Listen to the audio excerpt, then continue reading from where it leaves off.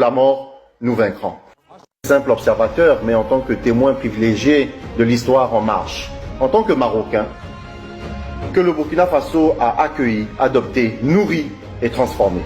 Le Burkina Faso n'est pas un pays pauvre, c'est l'un des pays les plus riches d'Afrique. Sinon, pourquoi des entreprises canadiennes, australiennes, britanniques, allemandes quittent leur fameux grand pays développé pour se précipiter ici, dans un pays soi-disant pauvre, pour y exploiter son or, son zinc, son manganèse, son cuivre, ses terres fertiles, son coton. Il est temps vraiment que cette richesse serve enfin à son propre peuple, qu'elle construise des écoles, des hôpitaux, des routes, qu'elle offre un avenir radieux à sa jeunesse.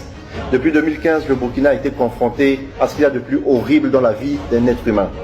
Des attaques terroristes incessantes, des déplacements massifs de population, des familles meurtries. Nous n'avions que nos yeux pour pleurer, nous étions complètement désemparés. Le peuple burkinabé a enduré la plus profonde expression de douleur, la peur, la perte, l'humiliation. Et le peuple burkinabé est resté fort, courageux et surtout admirable. En septembre 2022, dans un contexte de désespoir et de cauchemar, vous avez pris les rênes du pays avec audace. Vous êtes resté focalisé, déterminé. Depuis, vous avez entrepris des réformes audacieuses pour restaurer la sécurité, promouvoir la souveraineté nationale, initier une transformation économique profonde. Votre leadership a été mis à l'épreuve par des tentatives de déstabilisation interne et externe, des accusations infondées, des pressions diplomatiques. Malgré cela, vous vous êtes battu, vous avez renforcé les alliances régionales, vous avez affirmé et confirmé l'indépendance du Burkina sur la scène internationale. Vous avez renforcé les capacités des forces de sécurité et de défense pour lutter contre le terrorisme. Vous avez fait la promotion de la production locale, notamment dans les secteurs agroalimentaires et industriels.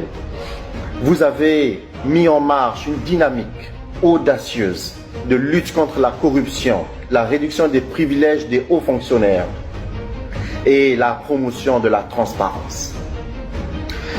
Et vous avez transformé le secteur de l'éducation en mettant en avant l'enseignement technique et professionnel.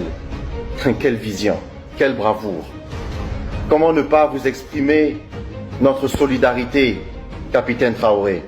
Vous incarnez cette jeunesse africaine debout, qui refuse la soumission et choisit la dignité.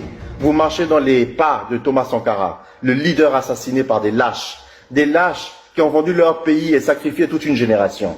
La jeunesse est avec vous.